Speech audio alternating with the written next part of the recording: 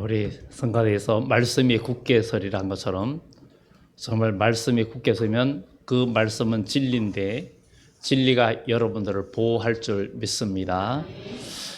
오늘날 우리가 특히 이번 주에는 6.25가 있고 6.25 6월 25일 새벽 4시에 남침을 통해서 우리나라에 많은 사람들이 죽고 큰 전쟁의 하마가 이 나라를 휩쓸었던 그 1950년 6.25가 있던 주간이기도 합니다.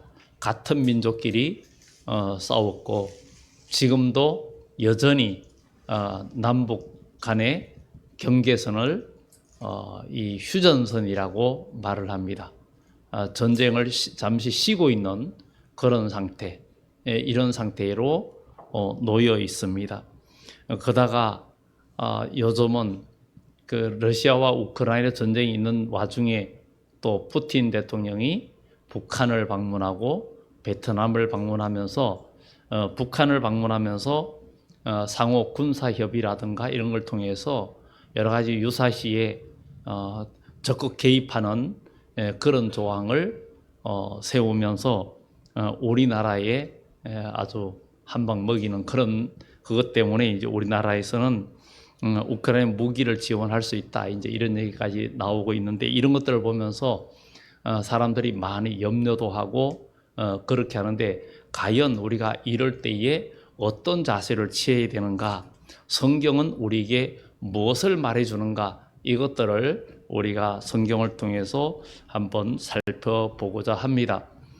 우리 주님이 이 세상에 오실 때가 돼가면 이 오늘 요한계시록 6장의 말씀처럼 말이 나온다 그랬어요. 네 말이 나온다고 이야기합니다. 그 첫 번째 말은 흰 말이 나오고, 두 번째는 붉은 말이 나오고, 셋째는 검은 말이 나오고, 네 번째는 청황색 말이 나온다라고 말을 하고 있습니다. 그러면 우리가 이것을 통해서 우리가 살펴볼 것인데, 오늘 여기에서 먼저 흰 말에 대해서는 잠깐 언급을 하면, 정말 내가 보면 어린 양이 7인 중에 하나를 떼시는데 그때 내가 들으니 내 생물 중에 하나가 우레소리같이 말하되 오라 하기로, 이 오라 하기로, 이에 내가 보니 흰 말이 있는데, 마이크가 약간 울린데 그것 때문에 그런가, 그걸 끄면 좋은데 끌 수 없어 모르겠어요. 성가디 그 마이크가 콘덴서 마이크라 조금 그게 울리는 것 같습니다. 흰 말이 있는데 그 탄자가 활을 가졌고 멸류관을 받고 나가서 이기고 또 이기려고 하더라, 이렇게 말을 하고 있습니다. 여기에서 네 말의 이야기를 통해서 우리가 보면 첫째, 흰 말은 이기고 또 이기려고 한다, 이 이야기를 교계에서는 두 가지로 봅니다. 하나는 적그리스도, 하나는 참된 복음의 역사로 그렇게 보고 있습니다. 그러면 여기에서 그 복음의 역사와 또 적그리스도로 보는 이유는 뭐라고 하냐면, 어떻게 이게 복음의 역사고 주님의 역사면 오라고 말할 수 있나, 천사가 이렇게 말을 합니다. 그런데 여기에서 이것을 그리스도라고 해석을 하기 때문에 문제가 되는 겁니다. 그런데 여기에서 복음의 역사, 우리 주님께서 이 땅에 오셔서 십자가로 승리하시고 우리에게 너희도 십자가를 지고 나를 따르면 너희도 나처럼 이기고 영생을 얻게 될 뿐만 아니라, 주님의 십자가를 따라가면, 그리고 그 사명을 감당하면 그리스도로 더불어 왕노릇하는 복을 누리게 될 거다. 그래서 예수님께서 너희가 이기는 자는 내가 이기고 아버지 보좌에 앉은 것처럼 너희도 함께 앉게 하여 주겠다.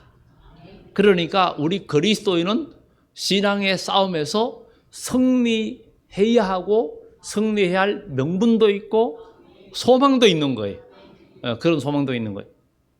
그런데 여기에서 이 종말얘기는 예수님의 이야기보다도 예수님의 제자된 그리스도인들이 마지막 때에 분명히 성경은 이 천국 복음이 온 세상에 전파되리니 그제야 끝이 오리라 그랬어요.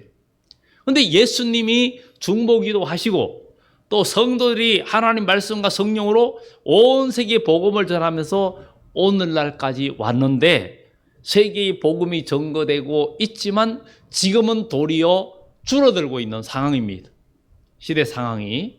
우리나라도 기독교 인구가 절정을 이루다가 지금 많이 감소되는 그런 상황에 와 있습니다. 그런데도 불구하고 성경은 기독교의 복음의 역사가 이기고 또 이기려고 한다고 성경은 이야기하고 있습니다. 그것은 우리 주님께서 첫 번째 십자가로 한번 이기셨고, 그리고 우리 성도들이 지금 신앙생활에서 또 지금 이겨가고 있는 거예요. 그리고 요한계시록 2장 3장에는 7교회 보내는 편지에 우리 성도들한테 보내는 편지입니다. 거기에 모든 끝부분에 보면은 기가 있는 자는 성령이 교회들에게 하는 말을 들을지어다. 이기는 그에게는 7번이나 7교회마다 다 연거푸 7교회에 이기는 그에게는 말하고 있는데, 이 7교회는 오늘날의 튀르키예, 터키 지역에 있는, 소아시아에 있는 거기에 지역에 있는 교회인데, 거기에는 실제로 7개의 교회가 있는 게 아니라 더 많은 여러 개의 교회가 있었지만, 하나님은 특히 이 7교회의 그 특성을 따라서 이 사도 요한을 통해서 이 요한계시록을 쓰게 하면서 종말에 다시 오시는 주님을 영접할 성도들의 신앙 지침을 우리에게 알려주고 있습니다. 에베소 교회나 서머나 교회나 버가모 교회나 이런 정말 이런 교회들의 이야기들 통해서 말해주고 있는데, 요한계시록에서는 정말 주 예수를 믿으라는 말이 없다 그랬죠. 다 정신 차려라, 회개하라, 첫사랑을 되찾아라, 살았다 이름은 가졌으나 실상은 죽었다, 정신 차리라는 이런 이야기들로 기록 구성되어 있는 것을 우리는 보게 됩니다. 그래서 이 흰말의 이야기를 어떻게 나오라 하느냐. 그런데 여기에 보면 흰 오라 하니까 뭐라고 하니까 내가 보니 흰말이 있는 데라고 우리가 요한계시록 강의하면서 얘기했는데, 이 흰말은 원래부터 있었다라는 거예요. 처음부터 있는 데라는 것은 태초에 이런 의미와 같이 연결되어 있어서 원래부터 있었다라는 거예요. 그러니까 하나님의 복음은 원래부터 있었다는 영원 전부터 영원까지 계심을 말해주고 있고, 이기고 또 이기려고 하는 것은 바로 또 이기는 마지막 최후의 승리가 저와 여러분의 몫이라는 거예요. 그래서 우리는 신앙의 승리자가 돼야 된다는 거예요. 이런 상황이 복음이 전거되는 이때가 왔을 때 이제 두 번째 오늘 말씀드리고자 하는 붉은 말이 나온다는 거예요. 그런데 붉은 말이 나오는데 둘째 인을 떼실 때 내가 들으니 둘째 생물이 말하되 오라 하니 이에 다른 붉은 말이 나오더라. 여기에는 다른이라는 말을 씁니다. 그러니까 이 둘째, 셋째, 넷째 말은 다른 부류에 속하고, 첫 번째 말은 복음적인 관점에서 저는 여러분들에게 말씀을 드려요. 사상이 다른. 그런데 붉은 말이 나오는데 그 탄자가 허락을 받아 땅에서 허락을 받았다고 이야기합니다. 이 흰말은 허락을 받는 게 아니라 그것은 원래부터 건세를 가지고 있고 복음의 역사이기 때문에 허락이라는 말이 필요가 없는 거예요. 그런데 이 둘째부터는 허락을 받고 이 붉은 말과 검은 말과 청황색 말이 나오는데, 허락은 누구의 허락이에요? 전능하신 하나님이 허락해 주시는 거예요. 그러면 이 붉은 말이 나오는데 그 탄자가 허락을 받아서 나오는데, 땅에서 정말 그 탄자가 허락을 받고 나오는데 땅에서 화평을 제하여 버리고 서로 죽이게 하고 큰 칼을 받았더라. 이 붉은 말이 나오는데 얘가 큰 칼을 받았고 화평을 제하여 버린다. 오늘날에 우리가 지금 러시아도 공산주의가 원래 붉은 것을 상징하거든요. 붉은 것을 상징하고 그러는데, 이것은 이미 창세기와 에스겔서 예레미야서에도 말을 하죠. 로스와 메섹과 곡과 마곡 이야기를 하고 있습니다. 크게 확장된 나라, 크게 확장된 세력에서 마지막 때 그 북방을 하나님께서 내가 갈고리로 끌어내서 남방을 치게 하고 세상을 심판할 거다 하는 얘기를 성경은 말해주고 있습니다. 그러면 우리는 이것을 통해서 성경을 통해서 이 세계사를 바라보면서 우리가 이 시대의 모든 사회적인 현상을 보면서 과연 우리가 어떻게 대처하고 어떠한 삶을 살아야 되나 하는 것을 우리가 보게 됩니다. 이 붉은 말에 해당하는 이 붉은색, 여기에서 헬라어의 히포포스 프루로스라 해가지고 이것은 피 혹은 붉은 색채를 의미합니다. 그래서 성경에 예수님의 보혈의 피를 상징하기도 하지만, 그러나 여기에서 붉은색은 전쟁 또는 살육을 암시하고 있습니다. 여기서 붉은 말은 검은 말과 정황색 말과 함께 흰 말의 대적으로 나옵니다. 서로 앞에 흰 말과는 다른 성격을 가지고 있기 때문에, 왜냐하면 그 뒤에 있는 모든 내용들이 하나님의 뜻과는 배치되는 그런 의미로 여기에 나와 있는 것을 우리는 보게 됩니다. 이것은 마지막 때 가면 결국은 교계도 그렇고 세상도 그렇고 이 붉은 색채가 세상을 지배하게 되고, 붉은 색채는 뭐예요? 여기 피 흘리고 그 다음에 죽이고 멸망시키고 화평을 제하는 것이 교회 안에도 있고 그 다음에 온 세계에도 일어난다는 것이 이 성경의 예언이라는 것을 우리가 알 수 있습니다. 그래서 여기에 말씀드리고 다음에 다니엘서 7장을 한번 말씀드리면 좀 더 구체적으로 그 어떤 윤곽이 잡힌다고 생각이 됩니다. 마지막 때는 이 모든 세상 나라들도 마귀의 사주를 받아서 다 역사가 되게 돼 있습니다. 그래서 요한계시록 16장에 또 개구리 같은 더러운 영이 용의 입과, 그 용은 붉은 용을 말합니다.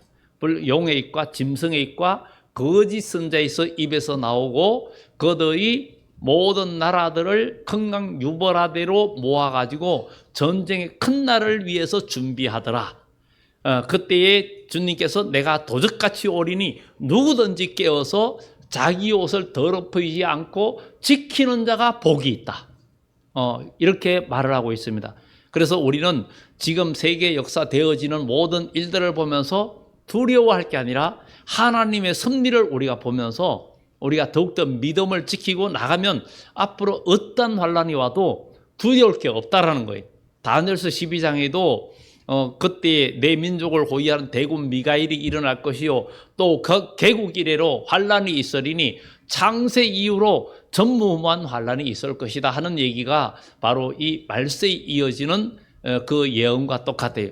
그러나 대군 미가엘이 내 민족을 그 다니엘 너와 같은 믿음의 너의 민족을 호위하는 대군 미가엘이 일어날 거다. 하나님은 마지막 때에 어떤 시편 90편의 말씀처럼 10,000,000인이 쓰러지는 재앙의 날에도 하나님께서 하나님의 택한 백성을 영과 육을 보호해 주는 역사가 있다라는 거예요. 이 세상에 어떠한 환난과 재앙과 전쟁이 있어도 하나님께서 마지막 주님이 오실 때에는 영과 육체까지도 보호해 주는 역사가 있다라는 것을 성경은 이야기해 주고 있어요. 그래서 이사야 26장에도 내 백성아 갈지어다 너는 내 밀실에 들어가서 나의 분노가 지날 때까지 잠깐 숨을 지어다 하는 것은 하나님께서 하나님의 백성을 지켜준다는 거예요. 그 지켜준다는데 그럼 지킴을 받으려면 우리는 어떻게 해야 되느냐? 하나님의 진리 가운데 복음의 흰 말을 타고 진리 가운데 진리로 승리하는 사람이 되어야 된다는 거예요. 종교 생활이 아니라 하나님 말씀하에서 믿음으로 승리하는 그리스도인이 되어서야 우리가 남는 자가 될 수 있다는 거예요. 다니엘이 아무리 사람들이 그를 모함에 빠뜨리고 사자굴에 집어넣어도 그가 그 마음속에 하나님 말씀이 그 속에 있고 하나님을 향한 열심이 있으니까 사자들의 입을 봉해 주셨고 사드락과 메삭과 아벳느고가 불구덩이에 들어가도 그들은 그리 아니하실지라도 우리는 하나님을 의지하겠다는 그 진리에 굳게 선 그들을 하나님의 불 속에서 구해 주신 것은 종말에 하나님의 성도들에게도 인류가 불탈 때에도 하나님께 남겨주겠다는 그 소망을 우리에게 주신 줄 여러분들 믿어야 될 줄 믿습니다.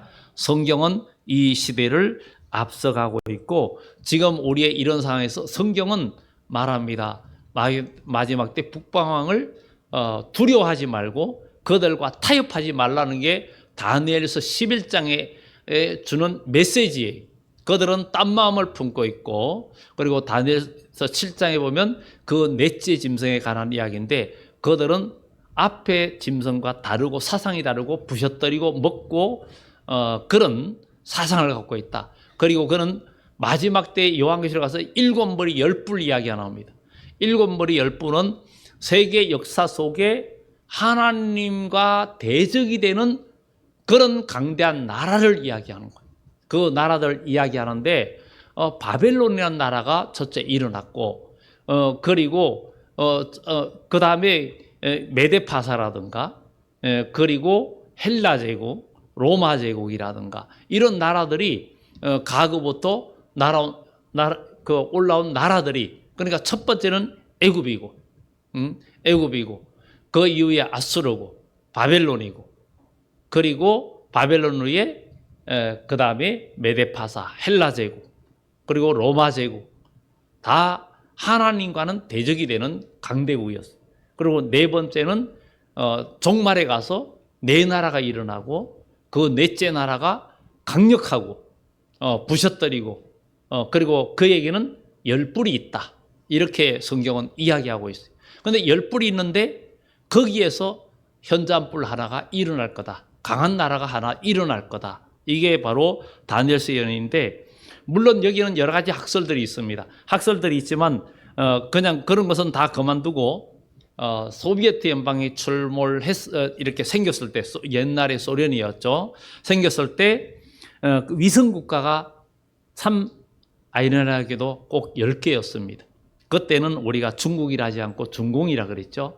그래서 중국과 북한, 유고, 루마니아, 폴란드, 헝가리아, 체코, 동독, 헝가리, 이렇게 꼭 10개의 그 위성 국가가 생겨났던 겁니다. 그러나 92년도에 고르바초프에 의해서 이런 것들이 이제 해체되면서, 또 베를린 장벽도 무너지고 이러면서 그런 것들이 지나갔지만, 그런데 그 넷째 짐승의 7째 머리 하나가 머리가 상하여 죽게 된 것 같으니, 요한의 13장에 말합니다. 죽게 된 것 같으니 그가 다시 살아나는 거예요. 살아나니까 온 세계가 두려워하면서 어떡하지? 누가 이로 더불어 싸우리요? 한다고 요한계시록 13장에 말을 해주고 있습니다. 소련이 붕괴되면서 해체되고 이럴 때 이제 소련은 끝났다, 희미하다, 이제는 그러는데, 지금 다시 러시아가 강하게 나오고 있고 온 세계를 공포에 빠뜨리고 있죠. 세계의 핵무기가 과거에 많이 감축을 했지만 지금도 러시아에는 핵무기가 4,000개에서 약 5,000개 가까이가 있고, 미국은 약 4,000개에 조금 못 미치는 핵무기가 있고, 중국 같은 데는 약 500개 정도의 핵무기를 소유하고 있고, 파키스탄과 인도가 170개에서 180개 정도, 이스라엘이 한 90개 정도, 그리고 영국이나 프랑스 같은 나라도 있고, 북한도 한 50기 정도의 핵탄두가 있을 것으로 보고 있고, 지금 러시아가 이번에 북한 방문하면서 결국은 미국에서도 한국이 핵무장을 해야 되지 않나 하는 이런 이야기가 점점 대두되고 있는 그런 상황에 있습니다. 결국은 이 핵무기들은 지금 러시아가 저렇게 고전하면서도 쓰지 못하는 것은 핵무기 위력이 너무나 어마무시하기 때문에 그렇습니다. 그렇지만 우리는 여기에서 두려워할 게 아니라 하나님의 섭리를 봐야 돼요. 하나님의 섭리 가운데 모든 세계 역사는 이루어지고 세계사 관점에서 우리는 봐야 됩니다. 그런데 이 붉은색은 이 세상에도 일어나고 교회 안에도 일어난다고 말을 해주고 있습니다.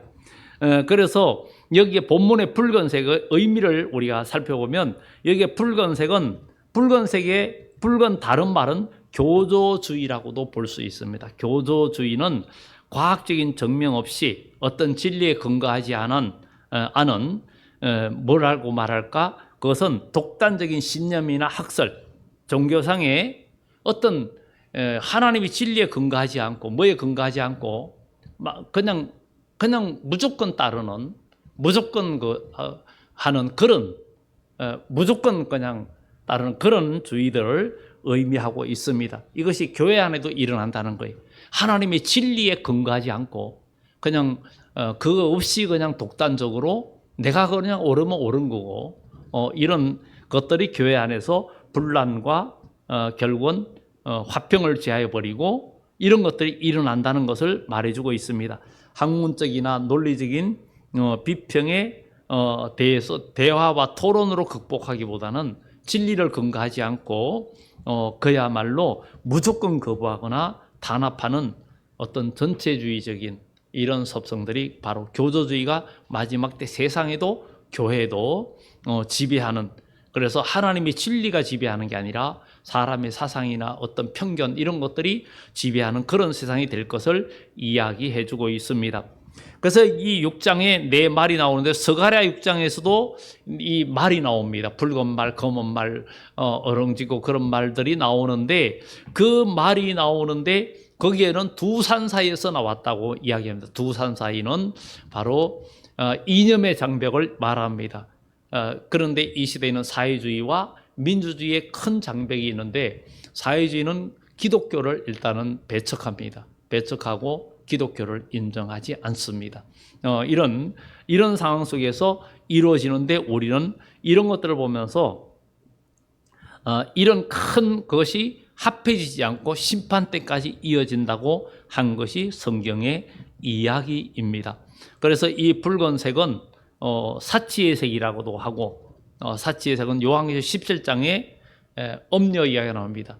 바로 주의 종들이나 또 성도들이 이 사치의 색, 코키는 사치의 색을 입고 사람들이 마지막 때 가면 정말 진리 가운데 사는 것보다도 그냥 먹고 살고 즐기고 누리고 하는 것에 마음의 사상에 있어서 하나님의 선한 일에 고난에 동참하고 복음을 해서 수고하기보다는 종교 생활에만 종교 생활에다가 그냥 인간의 그 즐기는 것, 육체를 위해서 무엇을 먹을까, 무엇을 입을까, 어떻게 좀 재밌게 살까 이런 것으로 치우쳐가면서 하나님의 뜻과는 멀어지는 그런 옷을 입게 되는 것을 말해주고 있습니다. 그리고 이 붉은 세력은 바로 창세기에서부터 시작됐는데 에서는 바로 붉은색이라고 말합니다. 먼저 나온 자는 붉고 전신이 가독 같아서 이러면서 나오는데 에서와 야곱은 교회 안에 참성도와 거짓 성도의 형태입니다. 가인과 아벨도 참성도와 거짓 성도의 형태입니다. 그리고 또 이삭과 이스마엘도 참성도와 거짓 성도의 모형으로 갈라디아서에 이야기해 주고 있습니다. 그래서 교회 안에는 참성도와 그렇지 않은 성도, 에서가 있고 야곱이 있고 이스마엘이 있고 또 이삭이 있다는 것을 우리 기억하면서 나는 에서가 될 것이냐 이삭이 될 것이냐 아니면은 정말 야곱이 될 것이냐 뭐 이런 것들을 우리가 생각해 보면서 내가 정말 믿음 안에 사는가를 우리가 생각을 해봐야 됩니다. 그리고 이 붉은 말은 하나님의 대적을 말해주고 있습니다. 이것이 주님이 오실 때에도 그렇다고 말합니다. 나홈서에도 그들의 방패는 붉고 이렇게 나홈서에 이야기하고 있고 그리고 주님이 오실 때에 붉은 용 요한계시록 12장에도 12장 3절에 하늘에 또 다른 이적이 있으니 붉은 용이 있는데 그가 여자가 아이를 낳고자 하면 그를 삼키고자 하더니 그러니까 마지막 때는 이 붉은 세력이 교회를 망치려고 하는 그런 세상이 되어진다 하는 것을 성경은 이야기해 주고 있습니다. 성경의 이야기가 그렇습니다. 그래서 그들 나오는데 그들은 바로 허락을 받고 나왔다는 거지. 우리는 성도는 천국을 허락받았죠. 그러나 여기에 붉은 용은 또 여기에 짐승은 붉은 말을 탄 짐승은 결국은 땅을 허락받았어요. 그래서 땅을 지배하게 되고 땅에 속한 땅에 있는 자들을 괴롭히게 되고 또 땅을 힘들게 합니다. 그래서 성도들이 마지막 때에 많은 고난과 엮여 있는데 여기에서도 우리가 이기고 나가는 그리스도인이 되어져야 된다는 것을 성경은 말해주고 있습니다. 아무리 괴로워도 여러분 영혼은 죽여도 몸은 죽여도 영혼을 죽이지 못하는 이 세상에 어떤 세력을 두려워하지 말고 몸과 영혼까지도 능히 지옥에 멸하신 이를 두려워하라 했기 때문에 우리는 하나님을 의지하고 나가야 된다는 거죠. 그러면 이 붉은 말탄 자의 사명은 뭐냐? 그거는 바로 땅에서 화평을 제하여 버립니다. 땅에서 이 세상에서 화평을 제하여 버립니다. 이렇게 화평을 제하여 버리는데 이것이 바로 이 세상에서 세상 나라에도 지금 화평이 없어지고 있죠. 화평이 없어지고 있는 현실입니다. 그리고 또 영적으로는 우리 마음속에 우리가 만약에 영적으로 붉은 말을 타면 우리 마음에 화평이 없어지는 거예요. 화평케 하는 자는 복이 있나니 저희는 하나님의 아들이라고 그랬어요. 우리는 예수님을 믿을 때 우리 마음속에 참된 평화가 와야 돼. 그런데 사람의 분노와 미움과 시기와 이런 것들이 우리 마음속에 있으면 우리는 영적으로 붉은 말을 탄 것이다. 그래서 우리는 붉은 말의 정체는 먼저 세상에서 나라적으로 일어나고 환경적으로 일어나고 교회 안에서도 영적으로도 일어난다는 것을 성경은 우리들에게 말해주고 있습니다. 그렇기 때문에 주님이 오실 때에 인내의 말씀을 지키라는 거예요. 마태복음 24장에도 사람들이 교회 안에 불법이 성하고 사랑이 식어짐으로 정말 사람들이 서로 잡아주고 서로 미워하겠고 그렇지만 끝까지 견디는 자는 구원을 얻으리라. 미워할 때 같이 미움에 빠지고 같이 어둠에 빠지면 다 망하는 거예요. 그럴 때도 우리는 살아남는 자가 되어져야 된다는 것을 성경은 말해주고 있습니다. 그래서 요한계시록 3장 10절에 빌라델비아 교회에 말하는데 네가 나의 인내의 말씀을 지켰은즉 내가 또한 너를 지키어 시험의 때를 면하게 하리니 이는 온 지구상에 있는 모든 일을 시험할 때라. 그때에 남는 자는 인내의 말씀을 지키는 자라는 거예요. 오늘 이 시대에 인내의 말씀을 지키는 그리스도인이 되어져야 된다는 것을 말해주고 있습니다. 그가 칼을 받았는데 허락을 받아 땅에서 화평을 제하여 버린다. 땅이라는 것은 우리 인간이 사는 세상인데 이 세상 땅에서도 지금 화평이 없어지고 있어요. 붉은 말 탄 짐승이 나와서 지금 세상을 이것은 붉은 용 요한계시록 12장에 말하는 붉은 용이 지배하는 세상이 되었다는 거죠. 그런데 교회 안에도 화평을 제하는 어두움의 이 붉은 용이 짐승이 지배를 한다는 거죠. 그래서 미움과 시기와 싸움과 다툼은 우리가 붉은 말을 탔다는 증거라는 것을 말해주고 있습니다. 그래서 우리는 붉은 말도 여포가 타거나 간우가 탄 적토마라면 괜찮겠지만 이거는 우리의 마음의 어두움, 악한 생각 이런 것들을 말해주기 때문에 우리가 이런 것들을 우리가 벗어나야 된다는 것을 말해주고 있습니다. 이 땅에서 화평을 제하여 버린다 그랬어요. 땅에서 화평을 제하여 버린다 그러는데 이것은 헬라의 라베임이라고 되어 있는데 화평을 제거하기 위해 이 붉은 말이 나왔는데 이유는 뭐예요? 명백해요. 화평을 제거하기 위해. 우리는 교회 공동체나 어떤 공동체에서도 화평을 뺏어버리고 화평을 없애는 말을 하는 것은 다 붉은 말 탄 거예요. 영적으로. 그러니까 우리는 화평케 하는 자가 돼야 돼요. 그게 복 있는 사람이에요. 분란을 일으키고 내 속에 어둠이 있어서 분란을 일으키고 화를 일으키고 이런 것은 다 붉은 말 탄 것이.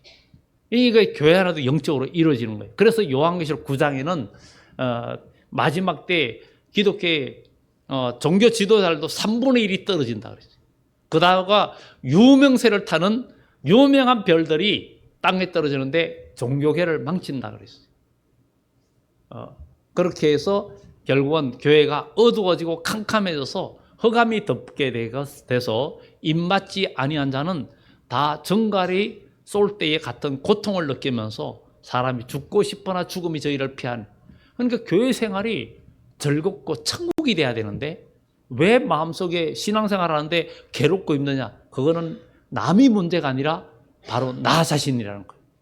여러분들이 신앙생활 하면서 내 마음이 교회 생활이 괴롭고 뭔가 안 좋은 것은 남이 문제가 아닙니다. 바로 납니다. 바로 나예요. 남이 아닙니다. 내가 영적으로 승리하고 진리 안에 서 있으면 모든 어두움은 물러가게 돼 있고 하나님이 함께 해주시는 겁니다. 그렇기 때문에 우리는 죄를 이길 힘은 믿음이에요. 하나님의 진리의 말씀으로 모든 어둠과 흑암을 이기고 나가는 그런 신앙생활이 되어져야 된다는 것을 성경은 우리들에게 말해주고 있습니다. 이 땅은 바로 특히 세상도 말하지만 교회를 말해요. 그래서 요한계시록 13장에 보세요. 첫 번째 바다에서 짐승이 올라오죠. 그건 세상 나라 이야기입니다.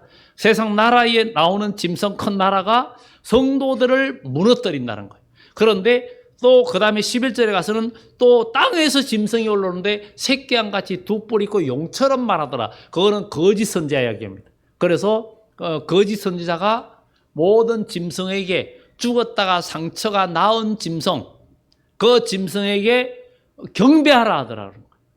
우리는 지금 아무리 과거의 공산주의가 다 무너진 것 같고 또 러시아가 그렇게 무너진 것 같은데 지금 세계를 두렵게 해도 우리 그리스도인은 하나님을 의지하면서 모든 게 하나님의 섭리대로 이루어지기 때문에 우리는 두려워할 이유가 없다라는 거예요.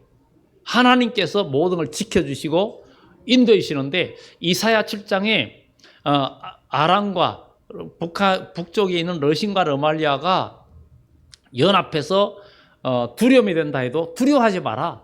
그들은 그 연기나는 부지깽이에 불과하다. 하나님은 마지막 때 북방을 심판의 도구로 쓴다는 거예요. 세상이 너무 악해지고 하나님의 복을 받지 않는 그런 세상이 되니까 하나님의 세상에 큰 환난과 재앙을, 큰 환난을 이 땅에 오게 한다는 거죠. 오게 허락한다는 거죠. 그래서 그게 나오는 게 바로 붉은 말이 나오면서 화평이 제압이죠. 그 다음에 검은 말이 나오면서 경제혼란이 온다는 거예요. 그러니까 우리는 이 세상에 누가 정치 문제가 아니라 이미 사람들이 이 원인이 사사시대에도 하나님을 떠나니까 하나님께서 나라에 환란이 오게 한 것처럼 이제 세계에 복음이 증거가 잘 안 됩니다. 어디 가도 복음이 잘 안 돼. 유럽에도 미국도 우리나라도 지금 기독교 인구가 지금 감소하고 있고 신앙생활도 이제 첫사랑을 다 잊어버리고 그냥 명목상의 그리스도인이 너무 많고 예배 드리는 것으로 다 할 일을 생각했다 하고 이렇게 지냅니다. 하나님께서 목사와 교사를 세운 것은 성도로 하여금 전도인의 일을 하게 하며 봉사의 일을 하게 하려 합니다. 이걸 통해서 우리가 변화되고 서로 성도들 간에 교제하고 서로 부딪히면서 다듬어지는 거예요. 골짜기에 있는 돌이 날카롭지만 저 강바닥에 가 있는 돌은 모난 데가 없이 끝 모서리가 다듬어져 있어요. 그것은 부딪히고 풍파를 겪으면서 내려와가지고 그 뾰족하게 찌르는 것이 없어져 있어요. 우리가 교회에서 서로 부딪히고 갈등이 있고 이럴 때 혈기로 맞서거나 분노와 미움과 섭섭한 거 여러 가지 어둠이 지배하는 것은 내가 아직도 다듬어져야 할 모간한 성격이라는 거, 그리고 모간한 인격이라는 거, 이것을 하나님 말씀과 성령 안에서 우리가 다듬어져서 온유한 자가 되고, 온유한 자는 길들여진 마음이라 그랬어요. 길들여진 마음. 하나님 말씀과 성령으로 다듬어진 마음이 온유한 마음이라는 거예요. 그런 마음으로 우리가 만들어져야 된다는 것을 이야기해 주고 있습니다. 그래서 이 마지막 때 가면 세상도 살벌한 분위기, 교회 안에도 그런 살벌하고 어둠의 분위기들이 역사한다는 것을 말해주고 있습니다. 그래서 화평을 제하는 것은 나는 다 붉은 말을 타는 것이기 때문에 붉은 말을 타지 않아야 된다. 나는 우리가 화평케 하는 사람이 되어야 된다. 예수님은 화평케 하시는 분이고 샬롬을 주시는 분이에요. 그래서 부활하신 주님이 너에게 평강이 있을지어다. 그리고 숨을 내쉬면서 성령을 받아라. 이렇게 말씀하신 것을 보면서 우리 모두 화평케 하는 사람이 되어야 되는데 이 붉은 말 타니까 서로 죽이게 돼요. 전쟁으로 죽이죠. 서로 믿지 못하는 불신풍조가 지배합니다. 신앙과 사상의 불일치로 서로 죽이고 갈등합니다. 윤리적인 파괴와 모든 것들. 결국은 큰 칼을 받아가지고 모든 것이 무너져요. 무자비한 학살이 일어나죠. 큰 무기, 큰 전쟁, 큰 공포를 의미합니다. 큰 칼은 마지막 때에는 결국은 지금의 큰 칼은 최후의 칼은 뭐예요? 핵무기잖아요. 이런 것들을 보게 됩니다. 이런 것들이 모두가 사랑이 없어. 그래서 그리스도의 사랑이 지배하는 자만이 주님이 오실 때 남는 자가 된다는 것. 그리스도의 사랑이 얼마나 귀한 건지. 이 사랑이 없이는 사람들이 서로 남을 정죄할 때도 사랑이 있는 정죄와 사랑이 배제된 정죄는 이미 말이 달라요. 사랑이 깔려있는 어떤 판단은 이렇게 평가하는 것은 또 판단하고 말하는 것은 그 사랑이 느껴져요. 그런데 그냥 잘못을 지적하고 까내리고 하기 위한 그거는 이미 들을 때 알게 됩니다. 알게 되고 그것은 남을 죽이고 너도 죽고 나도 죽고 같이 죽자는 얘기가 되는 거예요. 그런데 우리 교회 안에서는 서로 사랑으로 서로 사는 그런 역사가 나타나야 될 줄 믿습니다. 사랑이 얼마나 중요한지 한 이하를 잠깐 말씀드리고 마무리 짓고자 합니다. 어떤 사람이 구두를 닦으려고 구두 닦는 데를 들어갔는데 구두 닦는 분이 오는데 두 발이 없는 거예요. 무릎 아래가 없는 분이 구두를 닦으려고 다리를 꼬고 앉았다가 그분이 두 다리가 없는 분이 한 70대 되신 분이 오니까 다리를 꼬고 앉는 게 미안해서 다리를 바로 앉고 그래 이제 그분이 구두를 닦는데 그런 질문을 했대요. 이 돈을 벌어서 다 뭐 하세요? 그러니까 나는 자식에게 보내는 것도 아니고 집에 쓰는 것도 아니고 누구에게 보낸다고 그러면서 한숨을 푹 쉬더래요. 왜요? 무슨 사연이 있어요? 그러니까 이제 옛날 얘기를 하는 거예요. 이 사람이 월남전 파병 해병대를 지원해 가게 되는데 그때에 사랑하는 애인이 있었던 거예요. 그 둘이 정말 서로 사랑했대요. 그래 월남전 가는데 그 애인이 그렇게 많이 울었대요. 내가 꼭 살아서 돌아올게. 내가 꼭 살아서 돌아올게.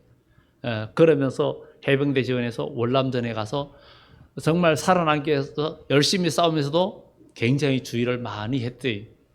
그런데 마지막 전쟁에서 그 적이 던진 수류탄이 와가지고 자기 있는 곳에 던져져 가지고 그것을 막기 위해서 동료도 살리기 위해서 그 수류탄을 자기가 그것을 처리하다가 그게 폭발해가지고 두 다리가 날아가 버린 거예요. 자기가 깨어서 보니까 두 다리가 없는 거예요. 그래 생각이 이제 내가 살아서 돌아간다 그러는데 애인을 어떻게 만나지? 이제 만날 수가 없는 거예요. 이 몸으로 어떻게 애인과 결혼을 할 수 있냐? 그래서 그 사람이 거기에는 알리지 않고 전사했다라고 소식을 다른 사람을 통해서 전해줬다는 거. 죽었다라고. 그리고 한국에서 이제 지내다가 그 여자친구가 너무 보고 싶은 거예요. 너무 보고 싶었는데 몇 년 만에 어느 열차역에서 그를 만난 거예요. 만났는데 서로 보고는 그냥 붕 뜬 거예요. 그냥 깜짝 놀라 서로 그냥 시선을 보고 깜짝 놀라선 거예요. 그 여자는 또 결혼을 한 거예요. 전사했다 그러니까. 그래 둘이 보고 깜짝 놀랐는데 근데 그 다음에 이 남자가 보는데 더 놀란 거는 그 여자가 결혼한 상대가 두 팔과 두 다리가 없는 남자와 결혼을 한 거예요. 그런데 그 여자가 거기서 펑펑 울면서 여도 울고 그 이유가 이 남자를 너무 사랑했고 베트남에 전사했다는 소식을 듣고 정사인과 결혼하기가 마음에 죄가 되는 것 같아서 자기가 장애인과 결혼을 해가지고 사는 거예요. 그리고 그 일이 그것을 자기가 보고 나니까 정말 마음이 그래 이제 그 이야기를 하면서 한숨을 푹 쉬면서 그 남자하고 헤어지라 할 수도 없고 정말 자기가 인생에 그때 나타났어야 되는 건데 이러면서 그래서 그들의 둘의 사랑이 너무 큰 감동적인 이런 걸 보면서 만약에 우리가 교회 안에서도 성도 간의 그리스도의 사랑, 우리 주님께서 우리를 사랑했던 그 사랑이 우리 삶 속에 서로 이어진다면 마귀는 틈을 타지도 못하고 우리 교회는 정말 예수 이름으로 승리하는 그런 공동체가 되고 이런 교회가 주님 오실 때까지 남게 되고 성경은 천만이 쓰러지는 재앙의 날에도 영과에게 보호되는 역사는 그리스도의 사랑, 이 인간적인 사랑도 이런 일이 있는데 그리스도의 사랑이 이런 것이 있어요. 부모는 자식한테 아무리 잘못해도 사랑이 전제돼서 말을 하잖아요. 우리도 교회 안에서 사랑이 전제된 이런 말을 언어를 하면 서로가 상처가 되지 않고 상처도 아물어지고 우리가 서로 자기가 좋아하는 사람끼리만 지는 게 아니라 서로가 위해주고 서로 함께 해주는 그런 우리 교회가 되면 우리는 승리한다는 것. 그래서 우리가 말을 정리하면 종말에는 교회 안에 인간의 힘으로 해결할 수 없는 붉은 말이 교회도 활동하고 이 세상에도 활동하기 때문에 성도들의 인내와 믿음이 여기 있다. 요한의 13장에 사로잡는 자는 사로잡힐 것이요 칼로 죽이는 자는 자기도 마땅히 칼에 죽으리니 성도들의 인내와 믿음이 여기 있다. 그러니 여러분 마음이 이제 어두움에도 사로잡히지 말고 섭섭함에도 사로잡히지 말고 미움에도 사로잡히지 말고 분노에도 사로잡히지 말고 엄난에도 사로잡히지 말고 인간의 정욕에도 사로잡히지 말고 가정에도 참된 화평, 부부 간에도 온전한 사랑, 그리고 교우들 간에도 온전한 사랑, 화평케 하는 정말 진리 안에서만 가능한 그런 그리스도인 공동체가 되어지는 축복이 있기를 예수 이름으로 축원합니다. 기도드립니다.